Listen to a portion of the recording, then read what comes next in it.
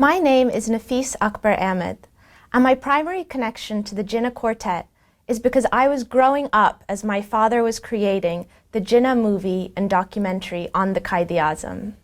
I was lucky enough to play Dina, Jinnah's daughter, in the Jinnah film when I was 7 years old. And I didn't quite realize at the time how incredible of a feat it was. But many years later at university, Pakistani and Pakistani American students would come up to me so excited that my father had created the Jinnah film.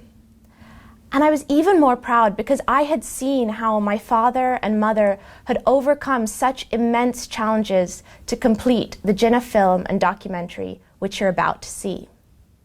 Jinnah gives me and students everywhere a role model, someone with integrity and honesty, someone who was proud of his culture but also adapted to the best of Western culture, and who fought relentlessly for women and minority rights. You will learn a lot more in this first unique documentary on Jinnah, the founder of Pakistan. Hello, I'm Frankie Martin. I work here at American University with Ambassador Akbar Ahmed. This year marks the 20th anniversary of the release of Ambassador Ahmed's quartet of projects about the founder of Pakistan, Muhammad Ali Jinnah. They included a feature film starring Christopher Lee, an academic book, a graphic novel, and a documentary film. And it is this documentary film that is now being re-released on its 20th anniversary.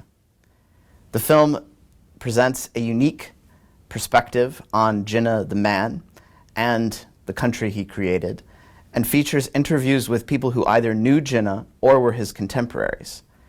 The film is important for understanding the India-Pakistan relationship today, as well as the modernist interpretation of Islam that Jinnah envisioned for his country, with democracy and full respect for women's rights, minority rights, and human rights. And now, please enjoy Mr. Jinnah, The Making of Pakistan.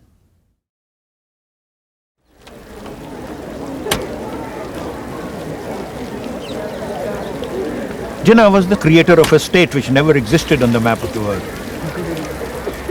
And this is something very unique because there is hardly any example where a person could achieve a new country. He was amazing, he was a colossus really. I don't think there was one leader who inspired so much awe, respect and affection at the same time. There was such total faith in his honesty, integrity, his intention, and exactly that he meant whatever he said.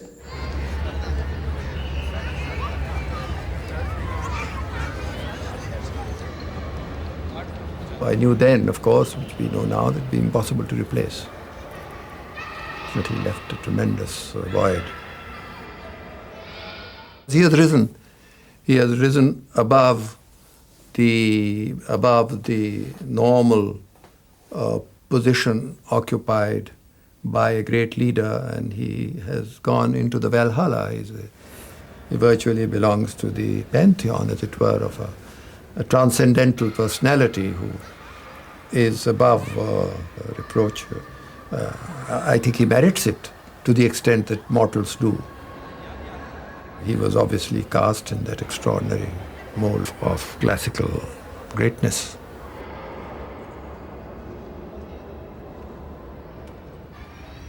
The people, of course, had many hopes in Jinnah because he was the only leader which the Muslims had produced for a very long time who could deliver the goods. It was only this so-called westernized Muslim who somehow or the other led to some positive results, gave them a state. That is why there was such disillusionment on his death, because the Muslims didn't know what to do. And it was with that spirit that the moment they learned that he has died, there was a flock and rush towards the governor's house where his body was lying. I remember because it was lying in the courtyard outside the governor's house. And I remember there was sort of a very eerie silence all around. Nobody was really weeping and wailing at that time. And there was just a stunned silence, because I think Most people didn't expect to think that he was about to die, that he was as ill as he was.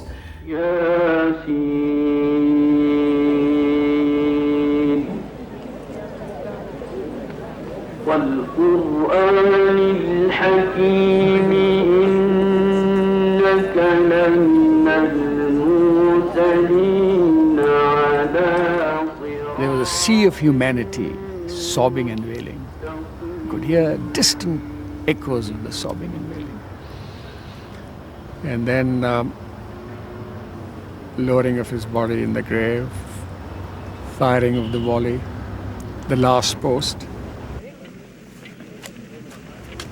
Miss Jinnah and Dina Wadia, the daughter, coming up to the grave and looking down. It was a very, very trying moment.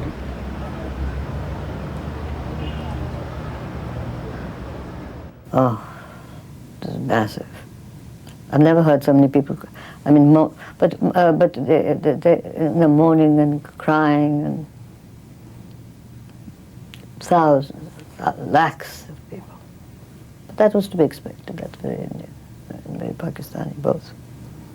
But anywhere, somebody like that. Remember that Pakistan had only been going for a year and something, so it was very emotional.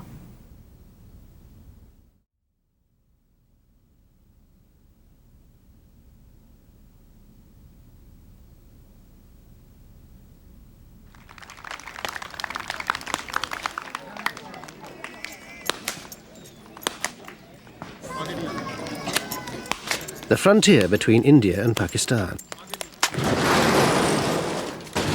Here, every evening, the border police on each side lower their national flags. But behind the colour lies hostility. The two nations have gone to war 3 times in 5 decades.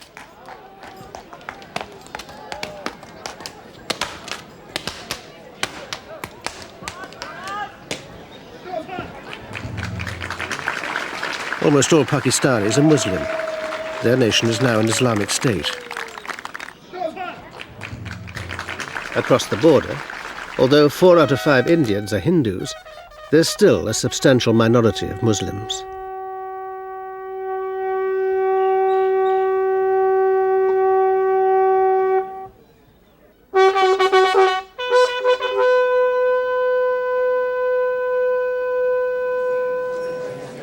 On August 13th, 1947, the last Viceroy of India, Lord Louis Mountbatten, swept into Karachi for a celebratory banquet. It was hosted by Mohammed Ali Jinnah. I got this amazing sense of his power, of the potency of the man. Here is Pakistan's King Emperor, Archbishop of Canterbury, Prime Minister, Speaker, all rolled into one formidable Quaid-I-Azam. Quaid-I-Azam, meaning great leader, was the title Jinnah's followers had given him. Yet at this moment of his greatest triumph, he seemed strangely aloof. I was responsible for the bodyguard. Mountbatten went through the process of introducing me. The Quaid-I-Azam listened to for a minute or so, and then retired. So I don't think beyond the call of duty, he enjoyed the pomp and ceremony excessively, but he played his part, I think. There was no sense of exhilaration or of excitement. He was reflective, reserved, quiet, still. Jinnah already knew from the huge number of refugees pouring into Karachi that Pakistan was being born at a price. But that night, no one foresaw the full scale of the bloodshed to come. The next morning, Jinnah and his sister, Fatima, drove from Government House to the new Parliament for the transfer of power. The Mountbattens followed, amid a final display of British pomp. Jinnah assured Mountbatten of Pakistan's goodwill towards Britain. Your Excellency, I thank His Majesty, the King, on behalf of the Pakistan Constituent Assembly and myself for his gracious message. Yes, we are parting. as friends. And I sincerely hope that we shall remain friends. Britain's departure brought glee. Partition would bring horror.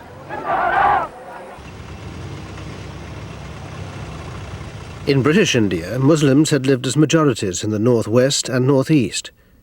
These areas formed the basis for West and East Pakistan.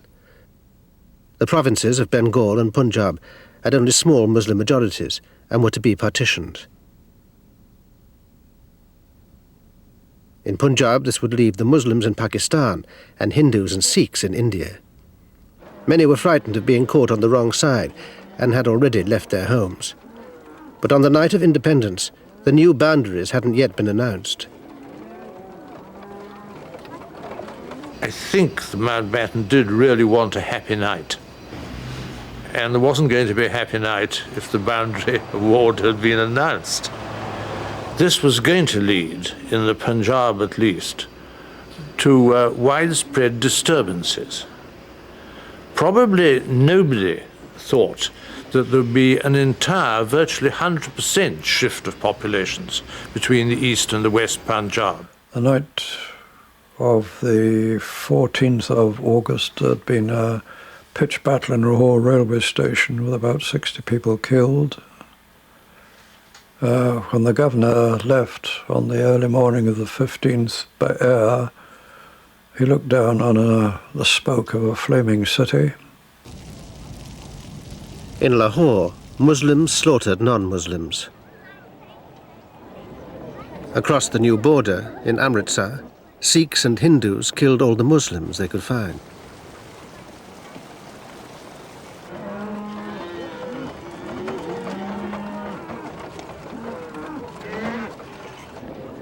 You can't imagine what atrocities were committed. Slaughtering people, raping women, killing children, looting properties and things like that, you see. Oh, it was the greatest bestiality you could ever imagine, on both sides. While the mobs rioted, the new nation's upper crust watched Jinnah being sworn in as Governor-General. There was not a flutter of excitement with him. But the rest of the country was very excited. And my father-in-law did the swearing in because he was the first Chief Justice. And there was just a small group of people at that time. And so you felt even happier because you didn't have to, you shared your happiness only with the people who had been working for this day.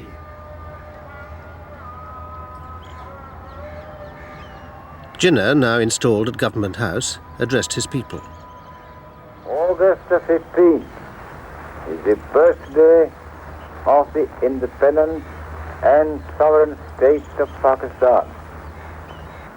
At this supreme moment, my thoughts are with those valiant fighters in our cause who readily sacrificed all they had to make Pakistan possible.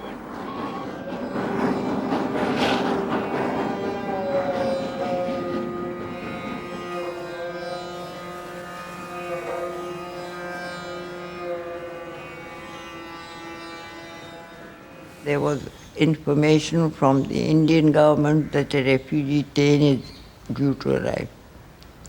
Muslim refugees from other places. And I remember twice, not once, twice. When the train compartments were opened, they were full of dead bodies. They had been slaughtered.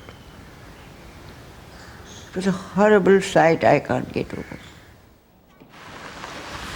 Then these people who came on foot and on horses or bullock carts or something, their breasts cut off, worms streaming down their wombs,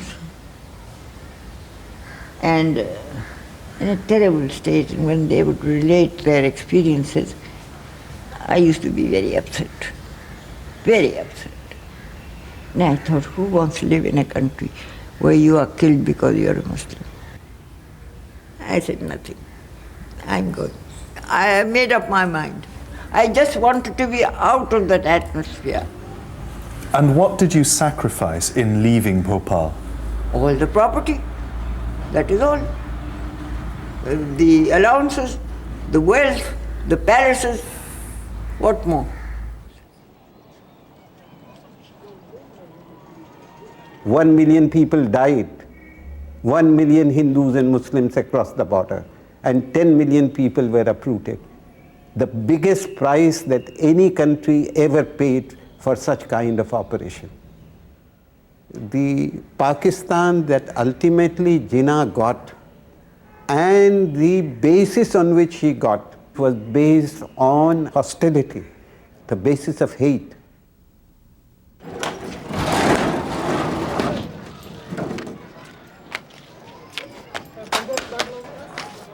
"50 years of suspicion between India and Pakistan have made it difficult to talk objectively about Jinnah.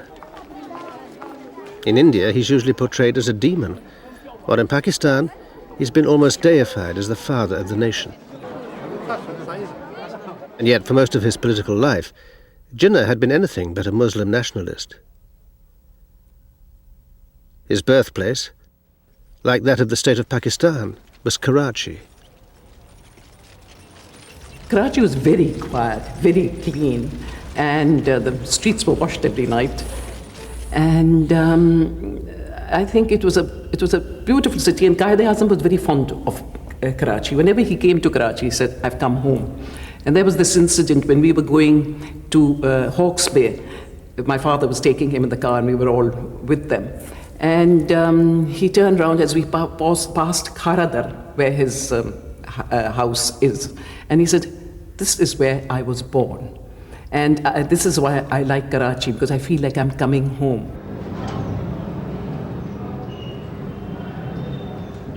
Today, the house in Kharadar is a museum. Like Jinnah's mausoleum, it's become a shrine to his memory.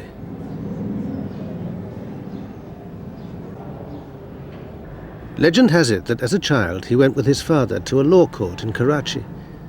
Seeing his first gowned advocate, he declared, "I want to be a barrister." The other great influence on the young Jinnah was business. 19th century Karachi was a trading post. In the colonial economy, only raw materials could be exported, while all finished goods were supplied from Britain. Jinnah's father was a trader in imports and exports, who prospered to such a degree that he went into banking. Brought up amid the bustling surroundings of Karachi's textile market, Jinnah's early lessons were in the realities of money-making. An acute business-mindedness would stay with him all his life, and probably marked him more than his formal studies. He changed schools often, but spent most time here at Sindh Madrasa. In later life, he came to believe that only education would be the Muslim's gateway to freedom and peace.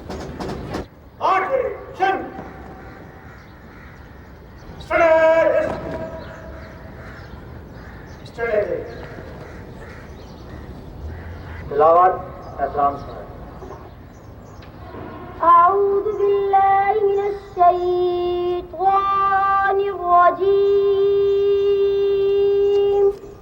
صدق الله العظيم. Drum के साथ. Ready? 1 to 5 exercise.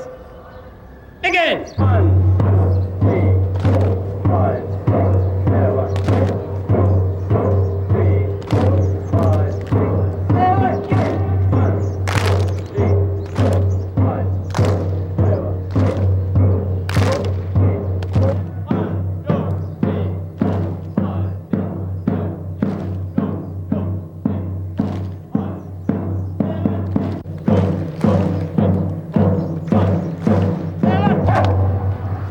What is your country name? My country name is Pakistan. Very good. And what is our religion? Our religion is Islam. Good. What is our national dress? Our national dress is shalwar kameez. Very good. Who is the founder of Pakistan? Quaid-I-Azam is the founder of Pakistan. Very good.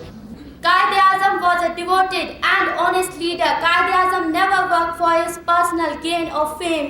Quaid-I-Azam devoted all his time and his energy for the freedom of Pakistan. Quaid-I-Azam lesson is unity, faith and discipline is the key of success for us. So my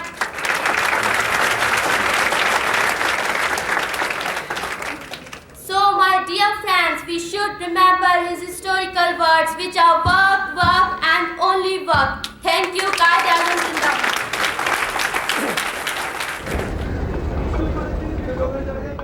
When Jinnah was growing up in the 1880s, Karachi was booming. The recent opening of the Suez Canal had edged it ahead of Bombay as British India's nearest port. But Karachi was still small enough to make a bright boy stand out. Jinnah caught the eye of an English businessman who recommended him for an apprenticeship in the imperial capital, London. He grew up and to be 16, and then he wanted to go to England. He came from a very well-off family, and they were merchants, and he didn't want for anything. I mean, there was no struggle or anything like that. And his father decided that perhaps he should send his son to England further, and he wanted to go. But his mother was not very happy. She was very upset. Though Jinnah was determined to leave his provincial background, he obeyed his mother's wishes and married a girl from the same Khoja community. A few days after the wedding, barely 16 years old, he sailed alone for London.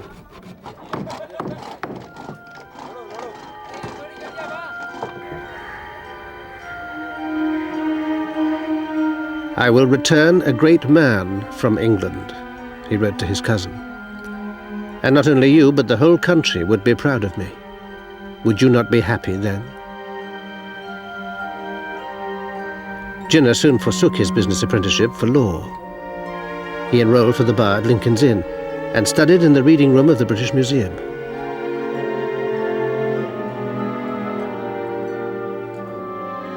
At first, life in London was a shock for the boy from Karachi, as he later recalled.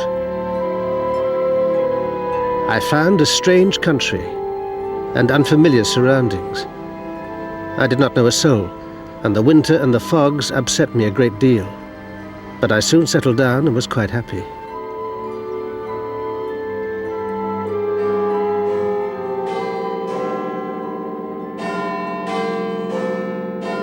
In the visitors' gallery of the House of Commons, Jinnah awoke to politics. There he heard the maiden speech of the first Indian MP, Dadapai Naroji.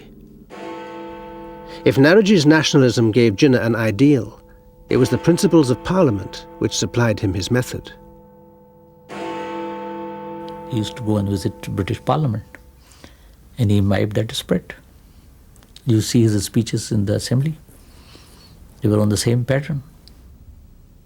He has publicly said that when you speak English, you must speak as far as possible like an Englishman.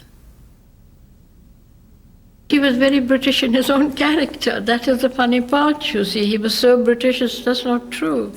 The way he behaved, the way he lived, the way he ate, the way he stood. Everything that he did was very, very British. While Jinnah was in London putting the finishing touches to his new persona, the family business was foundering.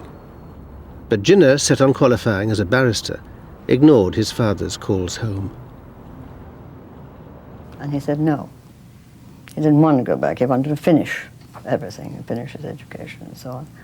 And he did.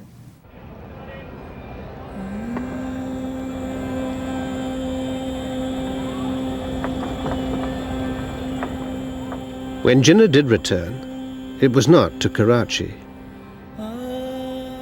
While he'd been away from India, his child bride had died, as had his mother. Bombay was to be his base for 50 years. At first, life was far from easy. Jinnah moved into the railway hotel, enrolled at the High Court, and waited for clients. And then he said, when I started, I didn't have enough money even to travel by tram or bus. Most of the time I would walk. And then he said, there is always room at the top, but there is no lift. You have to struggle, and struggle very hard. And then he mentioned about himself.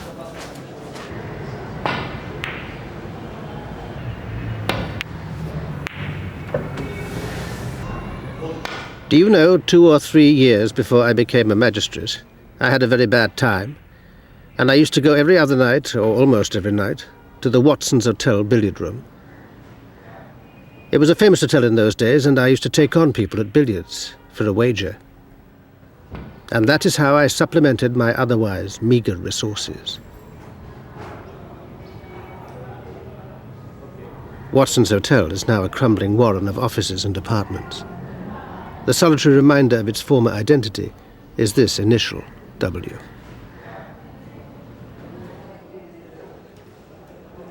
Jinnah's luck turned when he was made a temporary magistrate. This was to boost his status and his earnings, when after 6 months he returned from the bench to the bar. He was so clear, so convincing. Most complicated case, he says, he would break up in such a way and present it in a masterly fashion that he would be able to persuade the judges. But he could thrill the juries. Successful Indian barristers like Jinnah could still be the objects of patronizing or racist British attitudes. He could stand up to any judge. And in the early days, I regret to say that some of the British judges used to behave in a little odd fashion with the Indian lawyers.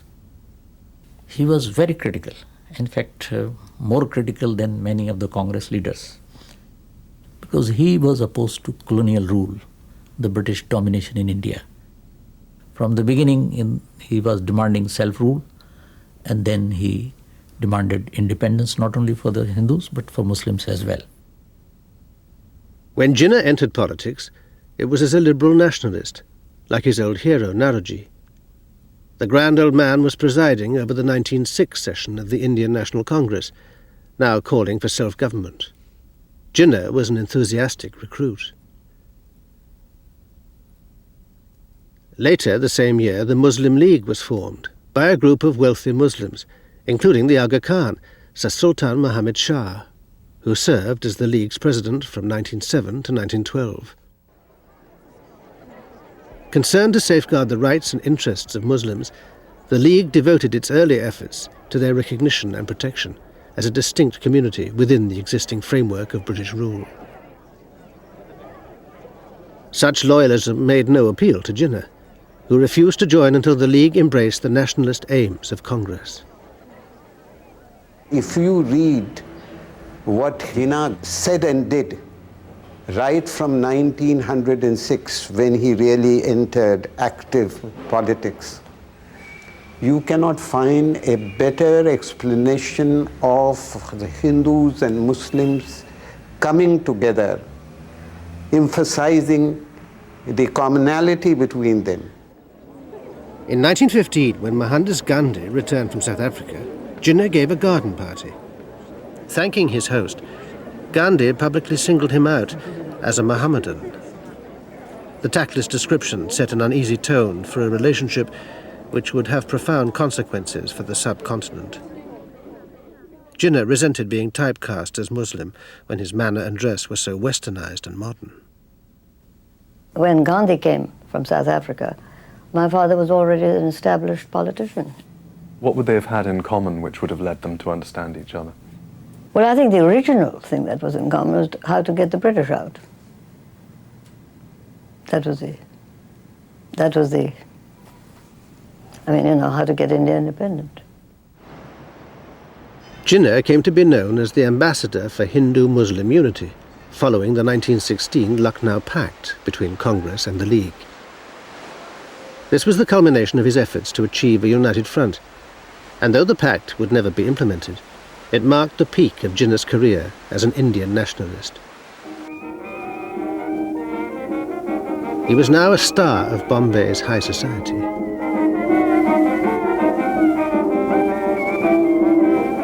Bombay was the first city of India, and there was a very sophisticated Indian bourgeoisie.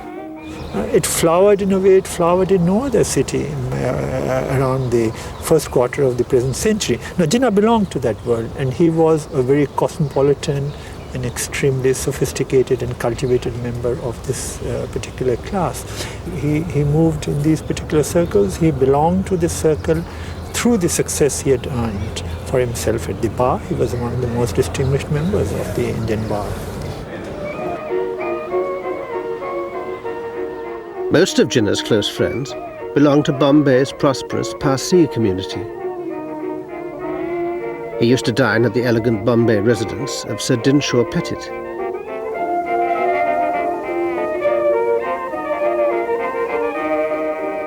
He met Sir Dinshaw's daughter Rati, who was less than half his age. For the only time in his life, Jinnah fell in love. She was young, beautiful, very, very intelligent, very bright. Loved beautiful things. And she was a very humorous, fun person. They had the same sort of interests in the politics and things like that. And he was already a pinnacle in a way. So that was very glamorous. They fell in love. And my grandfather was absolutely appalled, first because of the age difference. I think he was 39 and she was 16. And she came from a prominent Parsi family. And he wasn't too anxious that she should marry out of her community. My father was a Muslim. Distinguished or not, didn't seem to matter. The moment she was 18, that was it. She walked out and married him. Rati converted to Islam before the wedding ceremony at Jinnah's home in Bombay. None of her relatives attended. The couple went to Delhi for a brief honeymoon at Maiden's, Jinnah's favourite hotel. Rati's charm and flamboyance became legendary. We had heard that she was very beautiful, and we were all very excited wanted to see her. She was very beautiful. But she upset my grandmother because she wore a sleeveless blouse and her middle could be seen. My grandmother resented it. She sent for a dushala. You don't know what a dushala is. A dushala is that embroidered with gold thread, very heavy. So very diplomatically my grandmother said, dushala lao bua. She covered her up. She said, Bibi, you're a Muslim now. You can't go about naked. So this upset Rati. She complained to her husband. Mr. Jinnah complained to my father that she has insulted my wife. Then Mr. Jinnah never came back while my grandmother was alive. Jinnah's uncompromising nature was about to drive him into the margins of politics. The First World War over, nationalists in Congress were now demanding immediate self-government for India.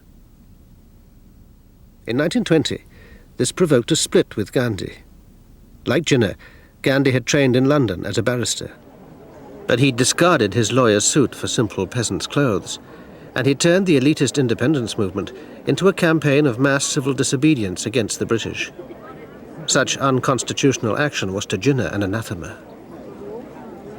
He was, in the very precise European sense, at that juncture, a very secular person. His politics was liberal, his politics was secular. These were the two planks he was pursuing. These were the planks on which his militant nationalism rested. And Gandhi's appeal to religion as the basis of drawing people into politics, particularly as far as the communities of Islam was concerned, because he reached out to the pan-Islamic sentiment of the 20s, Gandhi did. And Jinnah was very unhappy about this. He gave the answer himself in the speech. He said it will not succeed. You yourself will have to recall the movement which you are launching without proper preparation.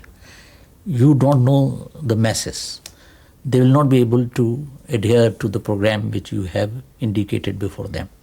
So first prepare the nation for that. Prepare the people and then embark on any program that you want to launch.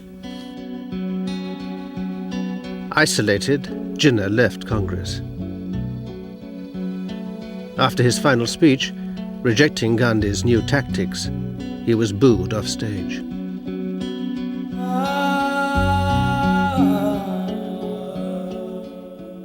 I think that was a great step, and that was, according to me, the first step towards Pakistan.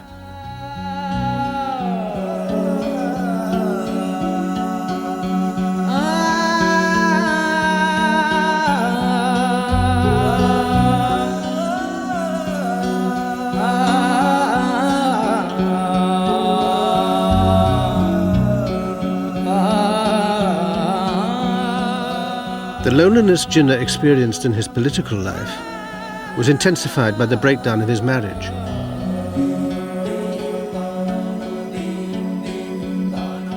Rati, increasingly estranged from her husband, sought refuge in mysticism and spirit communication. Eventually, she left Jinnah and moved into Bombay's Taj Hotel. It had begun with love, but his own stiffness and incapacity for becoming human and relaxed didn't permit him to have the kind of relationship which a lover would have. Husband, certainly, but a British husband, if you like. Well, what happened is that he was a very, very busy man. He had all his cases. I mean, he had a living to make. And then he had politics. And, a young, beautiful girl, maybe he wasn't able to give her the time that she should have had. He didn't confide, but she did confide. I knew at that time separation was inevitable. How could two people carry on life to distance from each other? He in the law court all day and coming back home, even then going to study. And I felt altogether that he couldn't have been happy with a Orthodox Muslim wife in Parda. He could not have been happy with an English woman. He thought this compromise would work because she might become a Muslim wife, but she didn't. Then she fell ill. She fell very ill, and that was very difficult. She died of colitis, but very bad colitis. I believe there are several types of whatever, and I think she had one of the worst. She really was very, very, very sick. I used to visit her when she was so ill, in any case.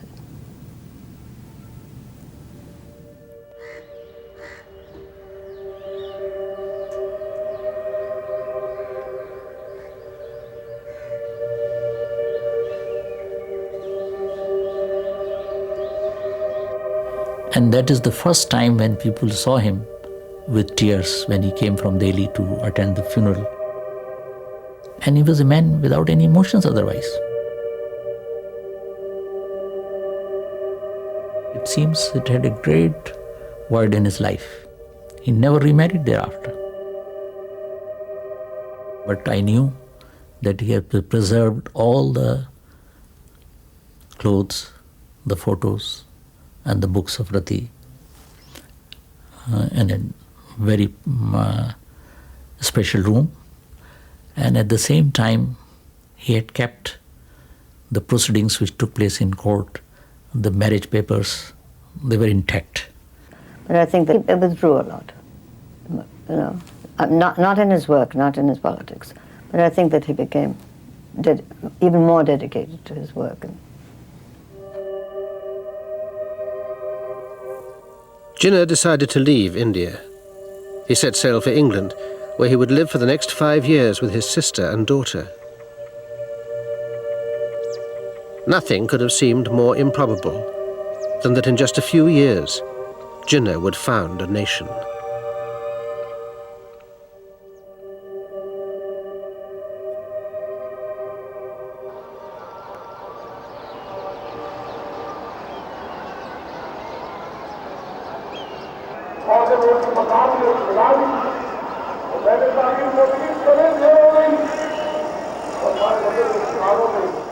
Eid Day at the Badshah Mosque in Lahore. Celebrating the end of their annual fast, tens of thousands of Pakistani Muslims gather together. Allahu Akbar. Sami Allah.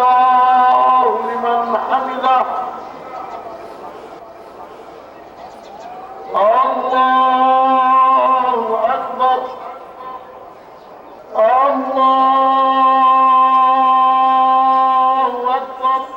Muslim political identity was for many the consequence of the religious and cultural differences they experienced living alongside Hindus and Sikhs. There was a very superficial mixing of the two communities. There was no real intimate friendship. There was a certain amount of wining and dining in each other's homes in the upper class. We had a few Muslim boys at school, but there was not as much coming and going with them as there were between Hindus and Sikhs, where there was no difference at all. Well, the Hindus wouldn't have Muslims in their homes to eat. They had separate dishes for them. If they did ever get a Muslim, they'd get different crockery for them. It had been brought up in me that, you know, for one, the stereotype of the Muslim, you know, that they are unclean, they're not careful of their hygiene, etc. The same as Muslims had about us. So that kind of thing kept a distance between us. The awareness of difference motivated the 19th century reformer Sir Syed Ahmad Khan to found a new university at Aligarh. The Mohammedan Anglo-Oriental College had the aim of getting more Muslims into government service and the professions. And Sir Syed, concerned that many Muslims were educationally backward compared with Hindus, went on to argue that the two communities in fact formed two different nations. In other words, that their religious identities overrode all other distinctions of class, caste, language, or region. Sir Syed was the first to raise this issue of two nations, I would say, when he pointed out that if the Westminster type of democracy is introduced in the Indian subcontinent, the result of it would be that the majority would keep the minority, Muslim minority, in its hegemony. So therefore, there must be some system which should safeguard the rights of the Muslims. All those who were followers of this viewpoint, they somehow or the other felt that there could not be any genuine understanding between the Hindus and the Muslims. And eventually you can say that it resulted in the secession of Islam from India. But then it was a kind of an idealism which had developed in due course of time, from Sir Syed onwards. My father subscribed to this viewpoint. Today, the poet Muhammad Iqbal is hailed as one of the intellectual founders of Pakistan, a status symbolized by the position of his mausoleum next to Lahore's Badshah Mosque. Iqbal took Sir Syed's ideas a stage further, calling for a self-governing state for Muslims, though still within a united India. Iqbal says that Islamic State in modern times must be based on three principles: human solidarity, human equality, human freedom. He says the ultimate object of Islam is to establish a spiritual democracy. He is the first person to use this expression, spiritual democracy, while explaining what is an modern Islamic state. If you were to come across Jinnah, he also says that the state in Pakistan will be based on Islamic principles.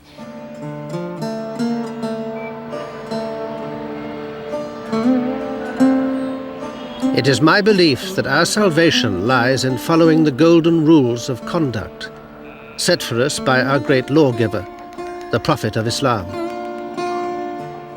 Let us lay the foundation of our democracy on the basis of truly Islamic ideals and principles.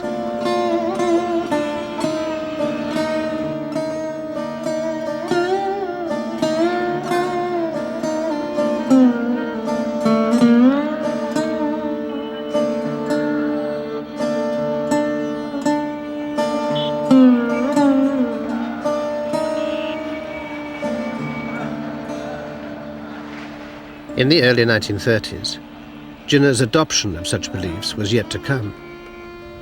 He was living in self-imposed exile in London. Prospering as a lawyer, he tried to enter Parliament, standing unsuccessfully as a candidate first for Labour, then for the Conservatives.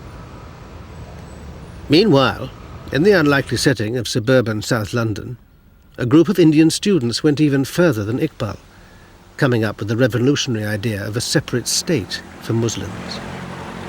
in Surbiton, London. We had a big dinner and we were thinking of these ideas, various ideas of how can we get freedom, how can we get freedom. And finally it emerged like this. We will have the Muslim state, and what is the name going to be? What name? So we said the first name of the provinces. We had P for Punjab, A for Afghania, K for Kashmir, S for Sindh, and Tan for Balochistan. And we had no idea at that time of East Pakistan joining us, you see. So this is how the word Pakistan was created. The enthusiastic students took their new plan to Jinnah, now living in Hampstead with his sister Fatima and his daughter Dina. And when we broached this subject to him, he was absolutely furious. And he said, almost he said, if I can remember quoting him, had it not been for your ages, I would have taken you to be stooges of British imperialism. You're out to break one good the British have done, to unite the heterogeneous elements of India into a united whole. And you're out to break this. Keep away, young men, keep away from there. Something like that. So at that time, he was still absolutely committed to an Indian union. Unity.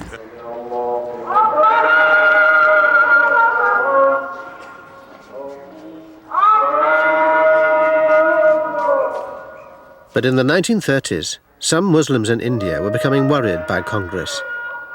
They believed Gandhi, now India's political superstar, was turning it into a Hindu-dominated organization, a charge Congress and its Muslim members fervently denied. So I was deeply affected by what the Congress was doing, what Pandit Jawaharlal Nehru was doing, what Mahatma Gandhi was doing. So it was a natural reaction on my side. And I joined this struggle in 1930 when I was a student of the Allahabad University. Did you feel as a Muslim that Congress represented you as much as it did the Hindus? Oh yes.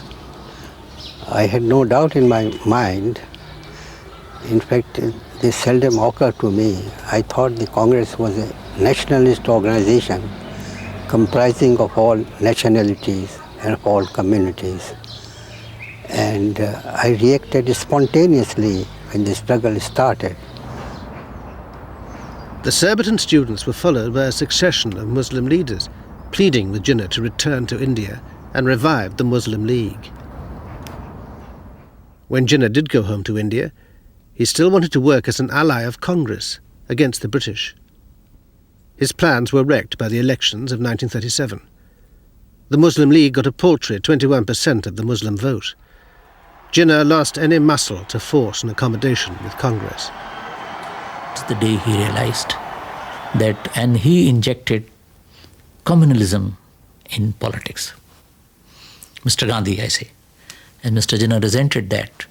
And he says, you are trying to Hinduize politics. He felt the Hindu being in perpetual majority, they will wipe out the Muslims. And Muslims will remain only serfs and will be totally dominated by the Hindu majority. Under Congress rule, many Muslims would complain of discrimination and a rise in communal violence. The victorious Congress leader, Jawaharlal Nehru, insisted his party alone represented the Indian people and saw no reason to share power with Jinnah. The charge is also laid against Nehru that if he had included the representatives, possibly the demand for partition wouldn't have arisen.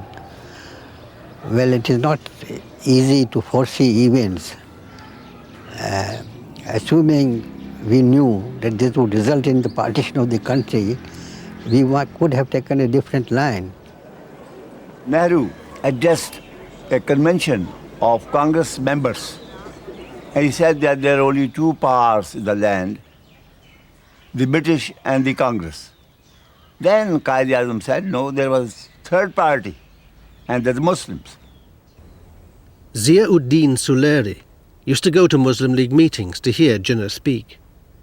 He saw how Jinnah, defeated in the election and rejected by Nehru, now embarked on a new mass strategy to build up Muslim support.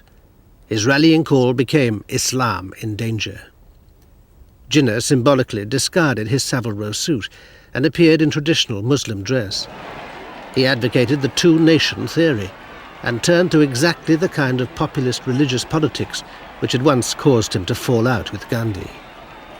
At the 1938 Muslim League conference in Patna, Jinnah accused Congress of being only a Hindu body. The speech that Mr. Jinnah made there was a bitter attack on the Congress. So bitter that Gandhi was obliged to make a reply. And I think, to my mind, that was the beginning. Patna was the beginning of the mass movement of the Muslim League. Popular response was tremendous, there's no question about it, because you see, he gave the impression that here is the savior of Muslims from Hindu domination because of his brilliance, because of his cleverness, because of his incorruptible style of functioning.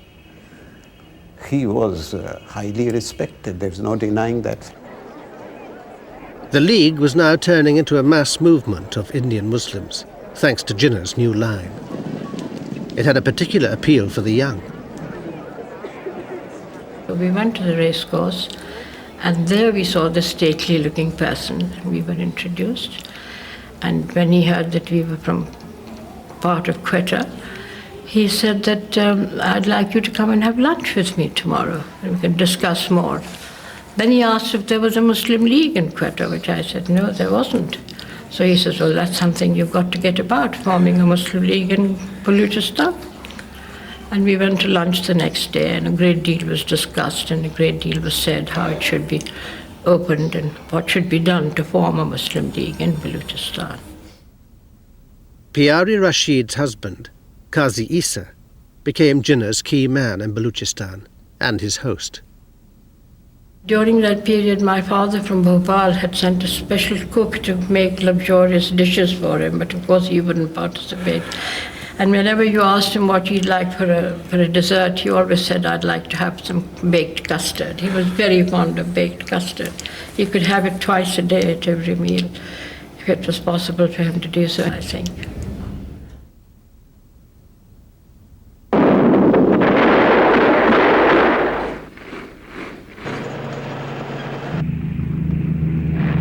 When the Second World War broke out in Europe, London declared that India too was at war. But Congress was divided, and Nehru and Gandhi spent much of the war in prison. The British turned to the Muslim League for support and asked Jinnah what he wanted in return. Jinnah was uncertain. He asked his political secretary for some ideas. He said, could you please give me a sort of brief for your own ideas on this? And I knew what the lines that the demand for Pakistan, or the idea of Pakistan, was following.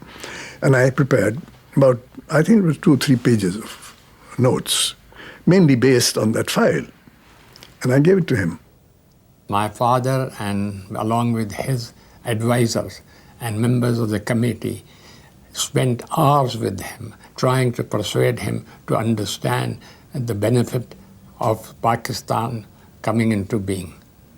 And that was the arguments which went on for hours and hours at my home in Karachi. So in other words, he was persuaded by events rather than taking the initiative? Yes, he was forced by the events which took place. This is a real, straightforward truth. Jinnah was being pushed towards a destination he'd never originally sought. In 1940, Muslims from all over India gathered in Lahore for a momentous session of the Muslim League. Jinnah took the train from Delhi.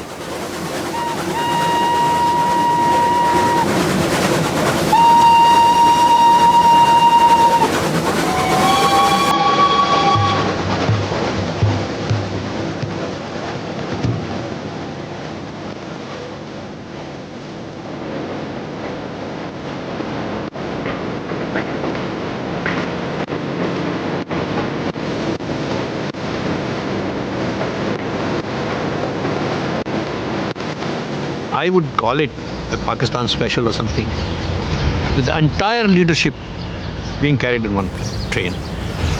In the center there was a compartment in which he, his sister, Mr. Ali Jinnah, and myself. And the train pulled up, and the leaders, Muslim leaders who had come to receive him, they were pushed by the volunteers in the crowd. Nobody knew who was where. He stood at the door and he said, look, if you don't behave, I'm going to go back. And then he shouted, discipline. And the entire lot was absolutely silent. And I'm sure a number of those people did not even know what discipline meant. I mean, English word. Jinnah addressed the crowd at Lahore's Minto Park for nearly 2 hours. But the future founder of Pakistan could only speak fluently in English.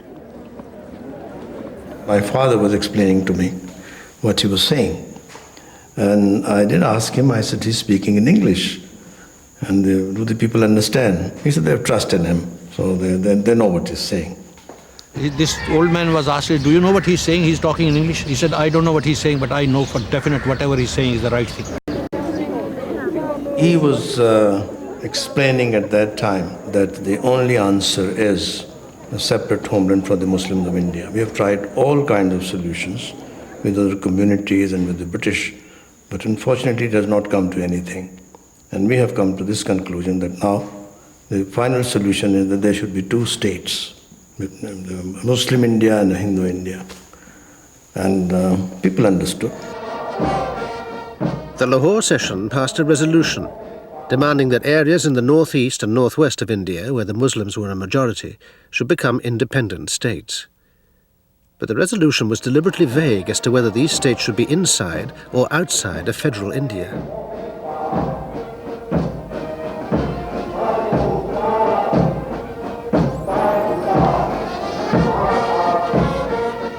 It just partially advocated the concept of a separate Muslim state, but there were so many loopholes in it, and these loopholes indicated that there was still time if there could be any rapprochement between the Hindus and the Muslims. While his followers believed he was talking about a separate Pakistan, for Jinnah it was more of a maximum demand. He was now called Quaid-I-Azam, the great leader. By employing the imagery and symbolism of Islam, he'd found he could fire the Muslim masses. But how orthodox a Muslim was he? He was not a religious man, but he wasn't irreligious either. There was no big religious thing. I asked Mr. Jinnah to say the prayers. He was a bit nervous about it because there were hundreds of thousands of people looking at him all the time. We tried to explain to him that prayer is much more important to the masses because they feel that if we are talking of a Muslim homeland, religion should come first. And that's how Mr. Jinnah accepted the position. Some mullahs were suspicious of Jinnah's new commitment to Islam. They opposed the Pakistan idea because they feared it would be un-Islamic, and even issued fatwas against some League members. They thought Pakistan, when it is established, it will be a secular state like Turkey. Because all those who are supporting this movement for Pakistan, their approach, according to them, was not really purely Islamic. It was the westernized version of Islam. In other words, that Islam was safer within an undivided India than it was within a Muslim state. Yes, exactly. This is what their impression was, and that's why they opposed the Pakistan movement. Much of the movement's dynamism was coming from the Muslim University at Aligarh, birthplace of the two-nation theory, and now the center of Muslim League youth activity. When I went to Aligarh, I think it was for the first time that I saw Mr. Jinnah. Tall, handsome, confident, bold. I was definitely attracted by his personality. He galvanized the Muslim masses. He awakened their consciousness and spirit, and a sense of destiny and identity. He declared that Aligarh especially was the arsenal of Muslim India. And most of the students, not only from Aligarh, but from other colleges and universities, Muslim students, were trained in special camps so that they could contact each and every voter for the battle that was to be fought.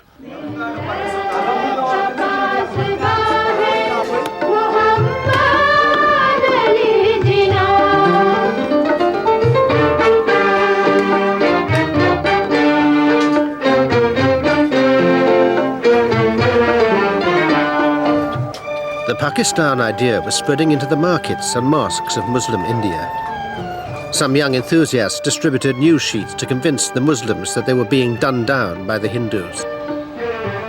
हम कोशिश कर रहे थे कि मुसलमानों को बताएं कि तुम्हारी जो इक्तिसादी हालत है और तुम्हारी तमाम तजारत हिंदुओं के हाथ में है, जो अंग्रेज़ के अपने आदमी है, और गरीब जो है गरीब से गरीबतर होते जा रहे हैं। ये जो देहात है, छोटे छोटे गांव में जो थे हिंदू, हमारे मुसलमानों को चीज़ें कर्ज पे देते थे, फिर जिस उनका फसल उठता था उस फसल में वो पैसा देते, फिर उस पर सूद भी लेते थे। चुनांचे बहुत सी ज़मीनें मुसलमानों का जो है हिंदुओं ने उस कर्ज के बदले में रख लिया था। तो यहाँ के लोगों को जो है हिंदुओं के इस अमल के ख़िलाफ़ बहुत नफ़रत थी, बहुत शिकायत। In 1942, with the fall of Singapore and Rangoon, the war reached India's doorstep. The British government, desperate for India's help, sent Cabinet Minister Sir Stafford Cripps to win over Congress and the Muslim League. And we hope that the Indian leaders will give the help they have already promised us as regards the mobilization of that great people in the protection of their own country. In exchange for Jinnah's cooperation, Cripps conceded that any province could opt out of a future independent India. But Jinnah, now raising the stakes, rejected the offer on the grounds that Pakistan was not explicitly named. Jinnah was talking tough, but his purpose was still unclear. Did he want his Pakistan to stay within India or to become a new separate state? Meanwhile, Jinnah's daughter Dina had announced that she wanted to marry a non-Muslim. Though Jinnah himself had married a Parsi, the Quaid-I-Azam could not accept his own daughter behaving likewise. He wasn't too happy because I think it was a crucial time all round. And he would have preferred it in some ways if you'd married a Muslim? Most probably, yes, absolutely. Did it lead to any change in your relations with him? Yes, it did. He was very disapproving, and we didn't speak for a few years. The breach between father and daughter was only healed after a member of a rival Muslim party tried to murder Jinnah, having talked his way into the house in Bombay. In 1943, it was in July, when an attempt was made on his life.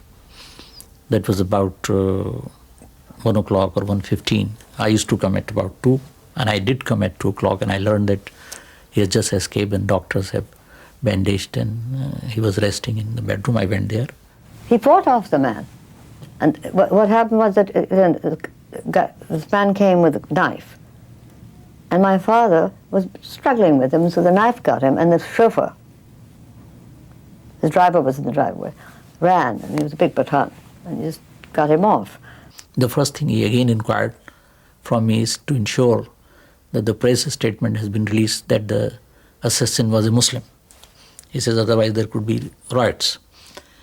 Then all of a sudden Dina came in and straight went to his bedroom. They were closed it for about 20 minutes or half an hour, and then she left. That's the first time that I saw her. In September 1944, the house on Malabar Hill was the scene of lengthy negotiations between Jinnah and Gandhi, his old adversary, who had recently been released from detention. The Mahatma journeyed to Jinnah, still hoping to persuade him back into the All India fold. I think like two stalwarts doing a case, each recognized the merit of the other and was trying to find a weakness in the point of view of the other.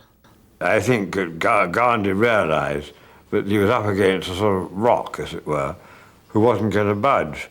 And Jinnah realised he was up against a very clever fellow, which he was. And both were a match for each other. Now, for example, the famous incident where in the very first day, Mr. Gandhi said, "You have mesmerized the Muslims." Mr. Jinnah retorted, "You have hypnotized the Hindus." But the talks got nowhere. The two men stuck to their old positions. Gandhi refused to accept that India contained two nations, of Hindus and Muslims. Jinnah insisted on their separateness. Mr. Jinnah claimed that he will only represent the Muslims. And Mr. Gandhi said he's representing whole of India. And Mr. Jinnah cornered him and says, "No, you cannot. You can at the most say that you are representing the Congress. And Congress in turn represents predominantly the Hindus." That was another stumbling block in our way. Now, we couldn't say that Congress is a Hindu organization. It was impossible for us to say it because we were not a Hindu organization. Congress was a nationalist organization comprising of all nationalities and of all communities. If I participated in the struggle for freedom, it is as an Indian, not exactly as a Muslim. The talks may have failed, but Jinnah's status was heightened simply by the Mahatma's public recognition of him. Jinnah's secretary, Sharifuddin Pirzada, was present throughout. Mr. Jinnah's point was that he will make his best efforts to convince Mr. Gandhi about the possibility of establishment of Pakistan. At least he should accept the principle. Then the details can be worked out subsequently. So Mr. Jinnah was able to project Pakistan in this way. And these talks more or less received international notice.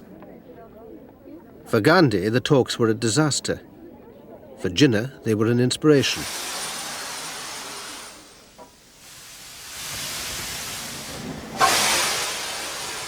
He was now touring India, building the Muslim League as a mass movement. Whenever he visited the Punjabi capital, Lahore, he would stay among the students of Islamia College. Ijlal Zaidi was one.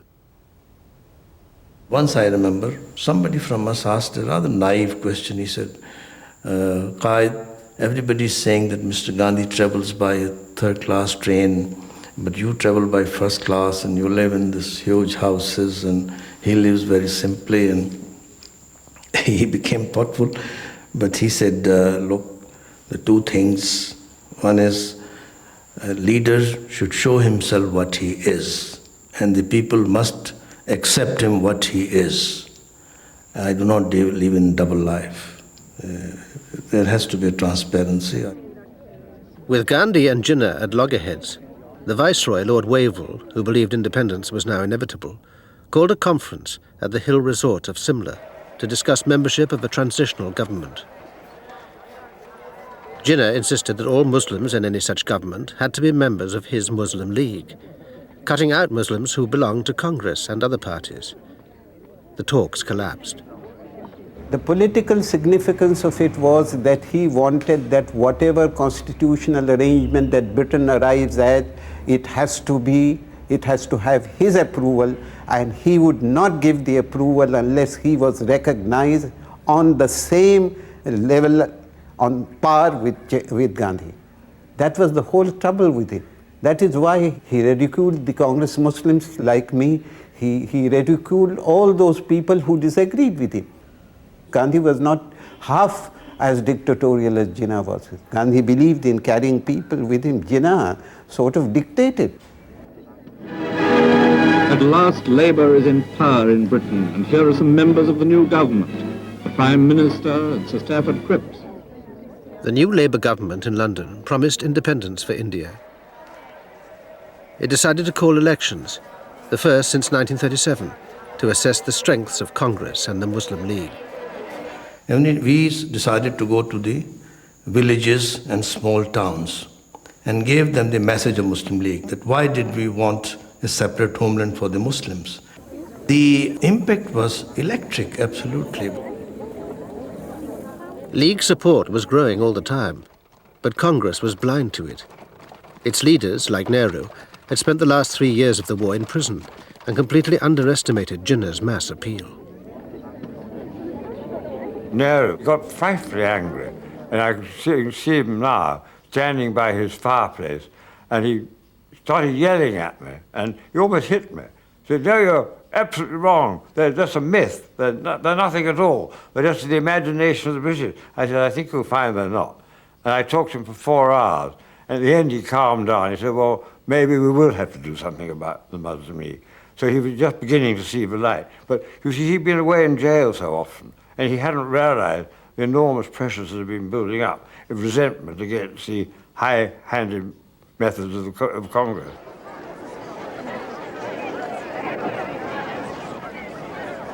In Karachi, he always came to stay with us because he was very friendly with my father. And my father adored him. Then on the polling day, he asked us how the voting went. And I was very excited. And I turned around to him and I said, "It went very, very well. Main factor is, I even put in a couple of fake votes." And he said to me, suddenly, the conversation ended, stony silence. And I said, "Yes, I changed burqas, everybody wears burqas." I said, "I changed burqas 3 times to go in and give." And the polling agents were all very pro us. At which he turned around and he said, "I'm very sorry you did that, because I have no intention of getting Pakistan in that way. I want it to be a fair election. And I'm sorry you've done that. And I would like you to go back and remove those 3 votes from the voters list, because you have no right to do it." The League won almost 90% of the Muslim vote in the elections. It was now clearly the authentic voice of Muslim nationalism. Its victory sharpened religious differences throughout North India. With the rising tension, the British government wanted to get out of India as soon as possible. Cripps returned with 2 other cabinet ministers to negotiate with the Indian leaders. It was known, and Wayward reported it back to London, but I'd got on very well with Jinnah and the Muslim League. And so my specific role began as being the liaison with Jinnah, because Cripps couldn't bear to be in the same room with him. Well, he had compulsion rather than charm. He makes you listen to him.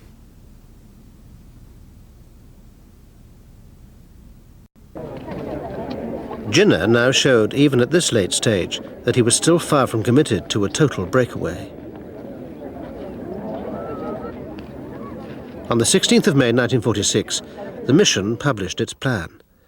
It proposed a system of government which would reassure Muslims by grouping the Muslim provinces into units with a large measure of autonomy, but still remaining inside a united India. It was the last chance of avoiding partition. Everything now depended on Jinnah. Would he agree to such a plan when it meant going back on the Pakistan demand? This is, I think, one of the amazing things in history. Till May 1946, for the last 6 years, everybody was talking about a separate homeland and Pakistan. And then Quaid-I-Azam, in his wisdom, thought that, we can give another trial to a cabinet mission scheme, because it was for a period of 10 years, and we'll see how it works, which means temporarily going back on Pakistan. There was going to be a center. And when he announced, there was not one person who opposed this. They said, because Quaid-I-Azam has said it, so it must be the right thing to do. I was the president then of the Muslim League in Sindh.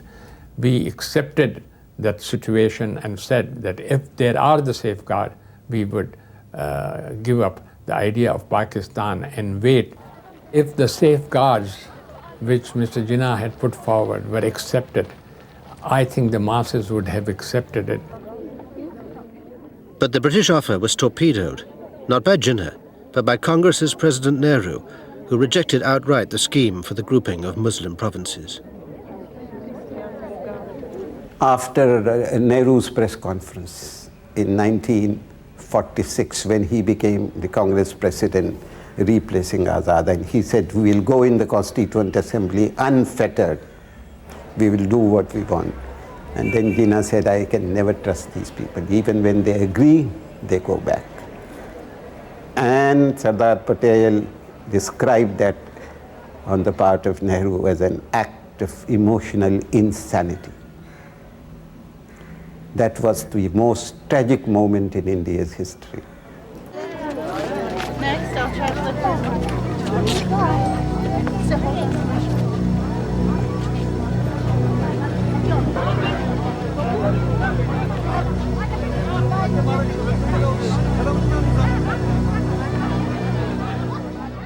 He never really wanted to break away.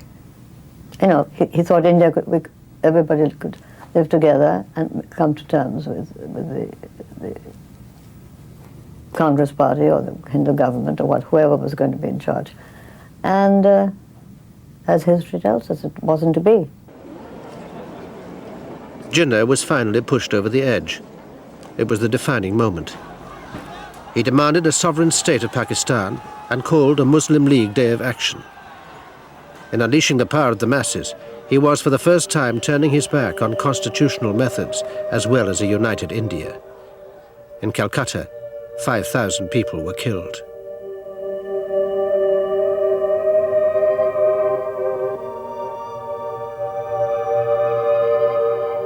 And I saw for the first time what riot does to people.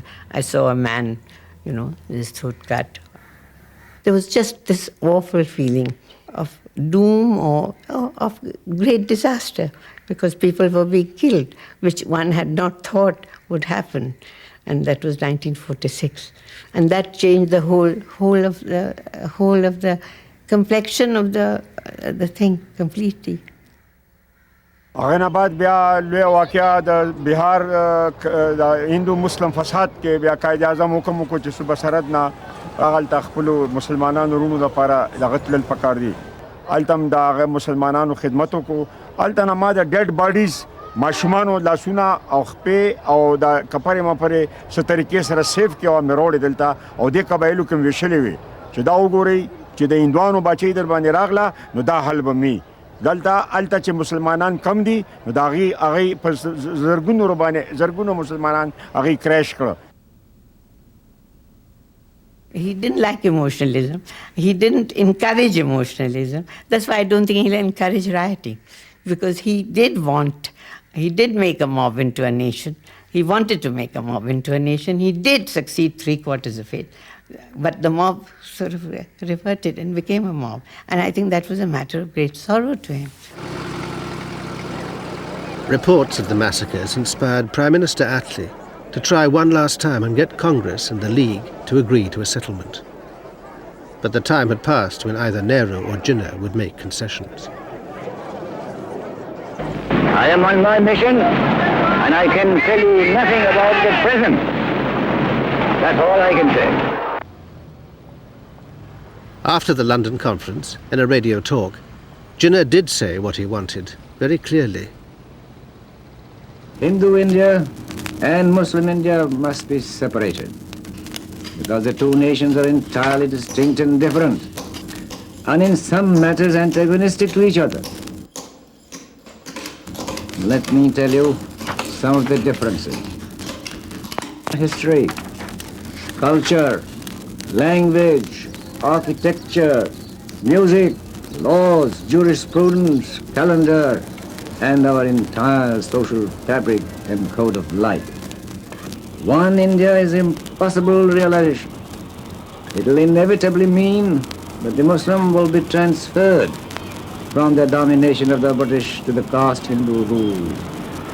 But freedom must mean freedom both from the British exploitation and Hindu domination. 100 millions of Muslims will never agree merely to a change of masters. A lawyer to the core, Jinnah had become the advocate of the Muslim cause. He now seemed on the point of winning his greatest case. But what really motivated him? Well, he had obviously genuine love of Muslims and his people. That was without any doubt. And I'll tell you another thing that motivated him. He was a lawyer brought up in England, and lawyers in England have a curious habit of believing in justice. And so he didn't want injustice done to his people, and he was going to fight for it. Jinnah's concept of Pakistan included an undivided Punjab and Bengal, but Muslims there were only a small majority.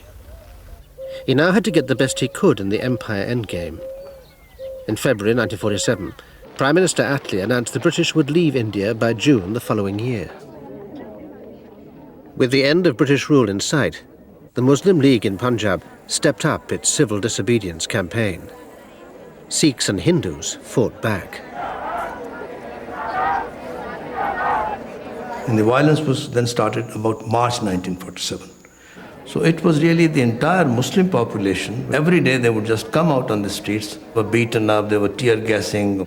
But the government realized that every day the gathering and the numbers were bigger than before.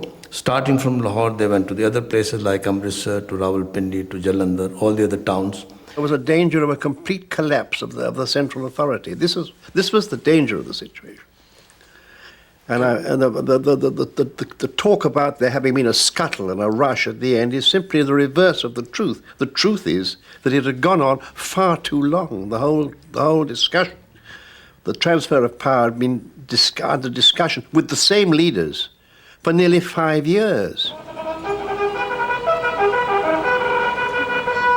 In March 1947, the last Viceroy, Lord Louis Mountbatten, descended on India. The British and Congress had grudgingly accepted that India would have to be divided. I think under the terms of reference that Mountbatten had, partition was inevitable. We were officially required to try and revive the Cabinet Mission Plan. But the Cabinet Mission Plan was a plan that involved a weak central government. And a weak central government was not going to be able to govern.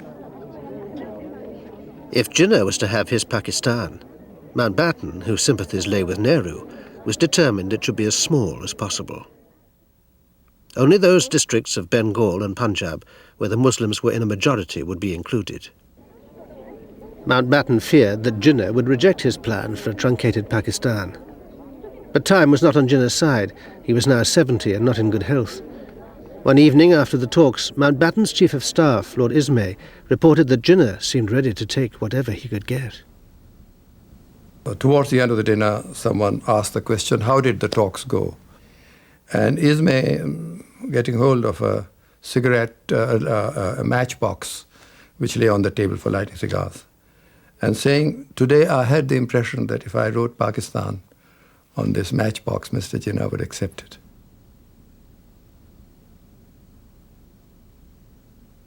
In point of fact, the actual decision to accept the plan was made on his behalf by Mountbatten. And all he did was to nod his head, which is all he had to do. He didn't nod his head the wrong way. He nodded it in a nodding of acceptance. And that was in fact, the actual token agreement which made possible the June the 3rd plan to be announced and the Government of India Act to be passed and all the rest of the transaction.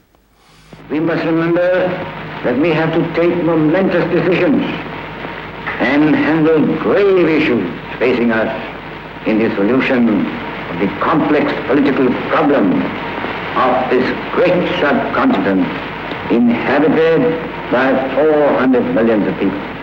I was in Bombay, my house, and he phoned and he said, we've got it. I said, got it, you know, what's, and he said, Pakistan. I said, well, you worked hard for it. And then we had personal conversations, and that was it.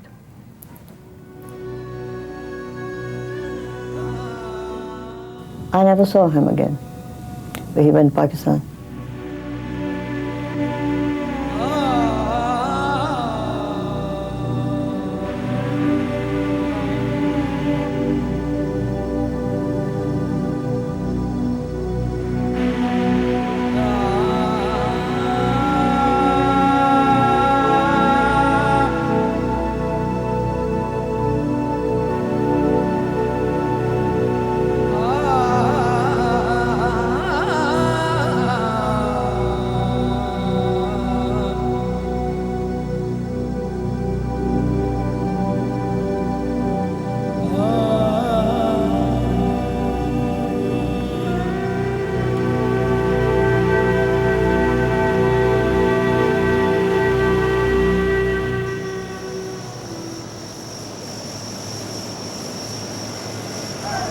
On the 7th of August 1947, Jinnah arrived in Karachi, his new capital.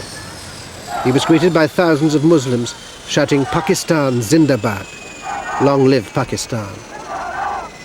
The world's biggest Muslim state as yet had no government. Jinnah's first task was to build an administration out of the chaos he found in Karachi. But the strain showed, and by the time he was sworn in as Pakistan's first head of state, he was an exhausted man.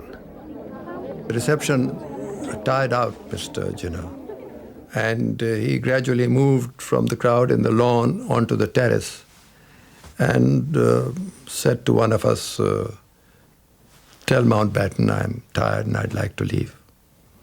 And so Mountbatten came and he said something about he will get used to these occasions and so on. But he didn't make an allowance for the fact none of us knew that he was ill. The newborn state was also in delicate health. Almost immediately, relations with India were poisoned by the conflict over Kashmir. At Partition, the state's Hindu Maharaja had wanted to accede to India, but conscious of the pro-Pakistan wishes of his overwhelmingly Muslim people, he refused to commit himself. A self-governing Azad Kashmir was declared when Muslims in the west of the state took matters into their own hands. In October 1947, 5,000 armed Pakistani tribesmen entered Kashmir to defend them from attacks by state troops. 2 days later, the Maharaja declared for India and called for its military support.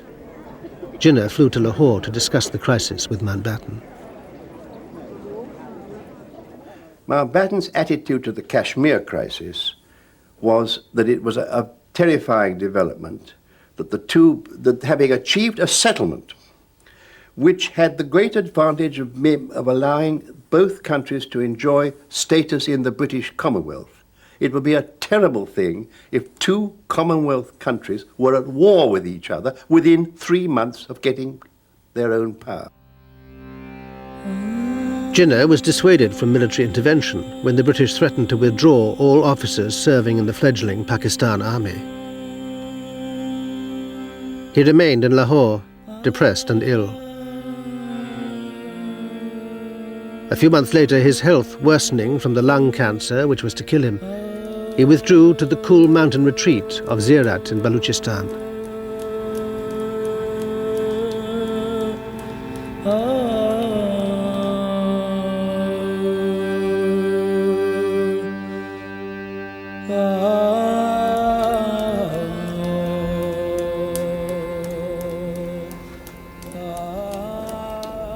I have a feeling that his body clock had told him that he was going. But he wanted to prolong it as much as he could, to see Pakistan firmly on its feet. And I have no doubt those 4 months in Quetta and Ziyarat did prolong his life.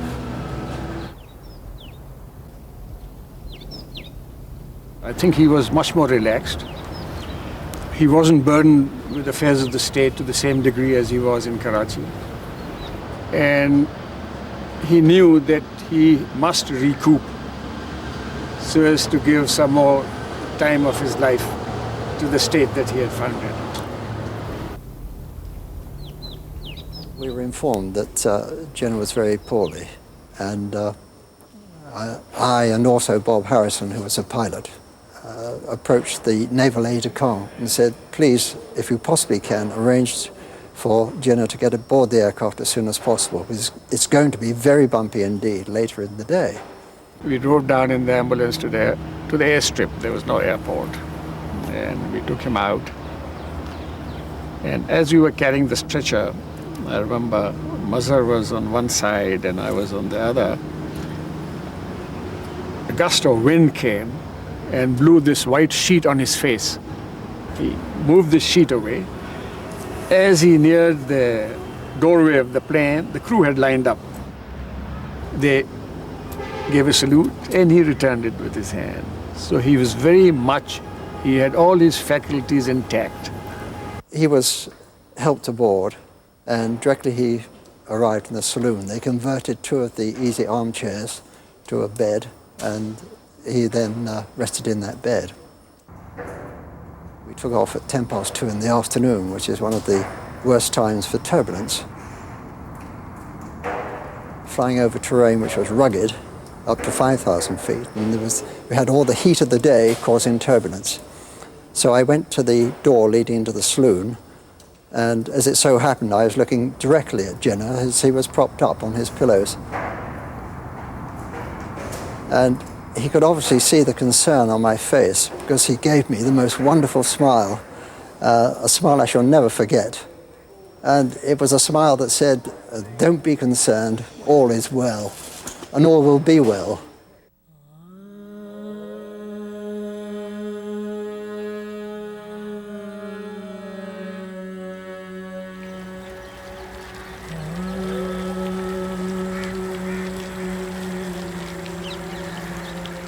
We got there 6:30. We put him in a little room on the ground floor.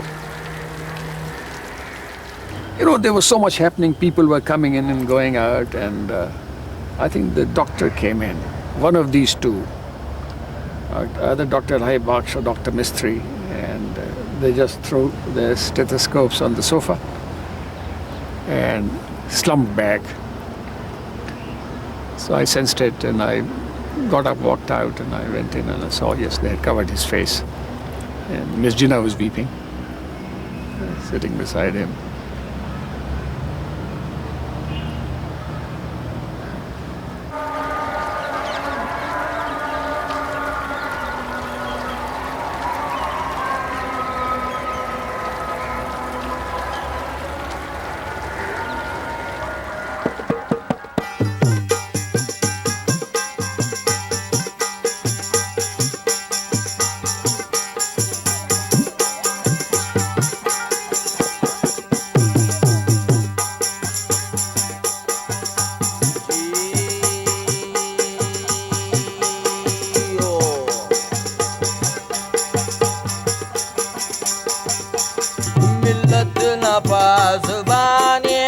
Mohammed Ali Jinnah, millat na pazubani Mohammed Ali Jinnah, Islam na nishani. While Jinnah repeatedly stressed that Pakistan should be based on Islamic principles, in a speech to the new Constituent Assembly, he'd indicated what sort of state he'd really wanted to create. Tolerant in his interpretation of Islam, he seemed also to reveal his old liberalism, as well as his lifelong concern for the rights of all. You may belong to any religion or caste or creed. That has nothing to do with the business of the state. You will find that in course of time, Hindus would cease to be Hindus and Muslims would cease to be Muslims, not in the religious sense, because that is the personal faith of each individual, but in the political sense, as citizens of the state.